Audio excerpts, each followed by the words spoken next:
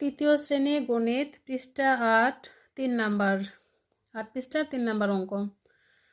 ক নাম্বার অঙ্ক ৯৪,২৩০ সংখ্যাটিতে ৪ ও ৩ এর স্থানীয় মান কত? সংখ্যাটিতে অযুত স্থানের অঙ্কটি কত? তো ৪ এর স্থানীয় মান একক, দশক, শতক, হাজার। ৪ এর স্থানীয় মান ৪,০০০, ৪,০০০। ৩ এর স্থানীয় মান কত? একক, দশক। ৩ এর স্থানীয় মান ৩ দশক, ৩ শূন্য।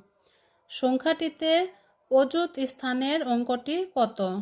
সংখ্যাটিতে অযুত স্থানের অঙ্কটি ৯।